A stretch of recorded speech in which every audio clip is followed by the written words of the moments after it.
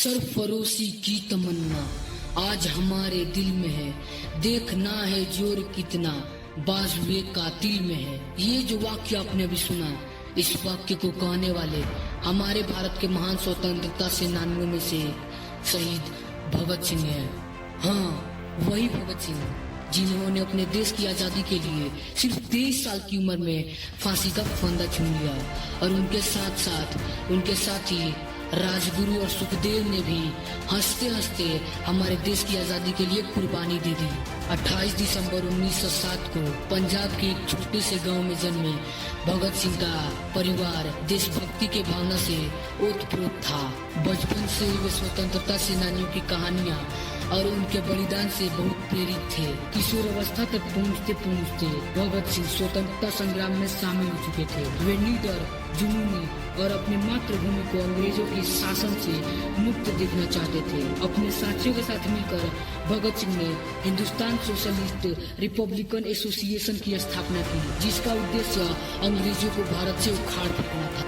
उनका मानना था कि स्वतंत्रता केवल एक सपना नहीं बल्कि हमारा अधिकार है, जिसे पाने के लिए हमें हर संभव प्रयास करना चाहिए। 1929 में भगत सिंह और बुटेश्वर दत्त ने केंद्रीय विधानसभा में गैर घातक बम फेंके। उनका मकसद किसी को नुकसान पहुंचाना नहीं बल्कि उनका मकसद एक जोरदार संदेशा देना था कि भारत अब दबाई नहीं जा सकती। इसके बाद उन्हें अंग्रेजों द्वारा गिरफ्तार कर लिया गया। जेल में रहते हुए उन्होंने व्यापक रूप से लिखा और उनके विचारों ने लाखों भारतीयों के दिलों में क्रांति की ज्वाला भड़काई। वे केवल एक स्वतंत्रता सेनानी नहीं थे, वे एक विचारक, एक दार्शनिक और आशा की किरण थे। उनके शब्दों ने अनगिनत भारतीयों के दिलों में क्रांति की आग जलाई, जो आगे चलकर ज्वाला का रूप ले लिया। 23 मार्च 1931 की रात को जब भगत सिंह की मां जेल में उनसे मिलने आई तो भगत सिंह एक खाट पर बैठे थे। उनके चेहरे पर एक शांत मुस्कान थी।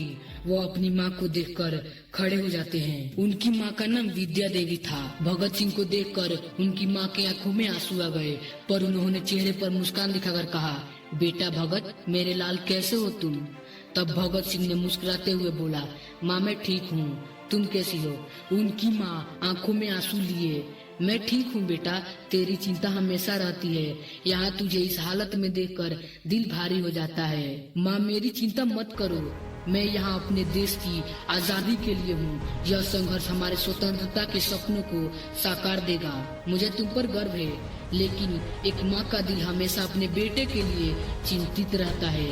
माँ मुझे पता है, लेकिन याद रखना, हमारा संघर्ष सिर्फ हमारे लिए नहीं, यह आने वाली पीढ़ियों के लिए है। हम जो कर रहे हैं वह उन्हें स्वतंत्रता और खुशहाल जिंदगी देगा।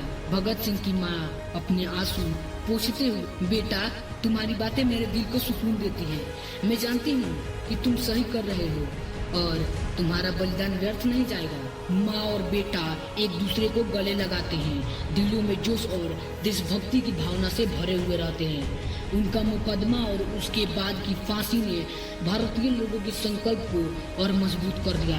23 मार्च 1931 को भगत सिंह राजगुरु और सुखदेव के साथ शहीद हो गए, लेकिन उनकी आत्मा जीवित रही। भगत सिंह ने एक बार कहा था, वे मुझे मार सकते हैं लेकिन मेरे विचारों को नहीं मार सकते। वे मेरे शरीर को कुचल सकते हैं लेकिन मेरे आत्मा को कभी नहीं कुचल सकते।